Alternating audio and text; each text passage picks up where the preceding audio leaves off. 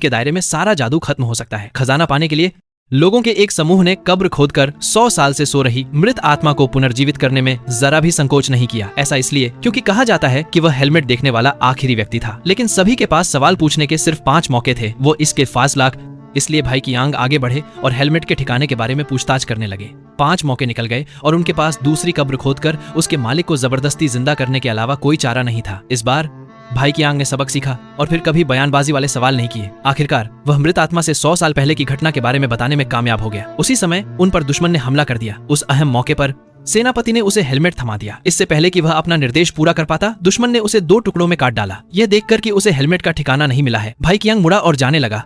लेकिन जियो हेई ने उसे पकड़ लिया और कहा कि उसे सभी 5 प्रश्न पूछने होंगे, अन्यथा मृत आत्मा शांति से आराम नहीं करेगी। इसलिए भाई कियांग ने लापरवाही से पूछा, 2 प्रश्न। आपका पसंदीदा भोजन क्या है? यह स्वादिष्ट है। 2 और 2 क्या होते हैं? मैं कमाल का हूँ।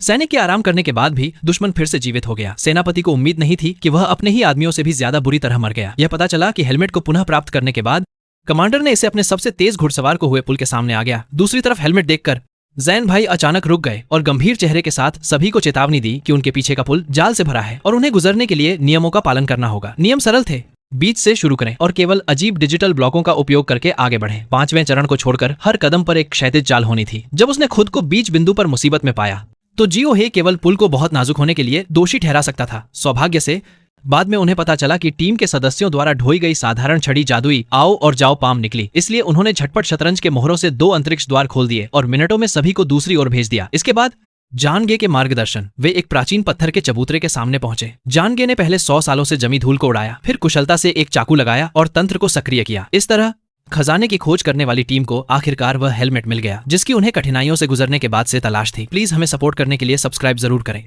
धन्यवाद।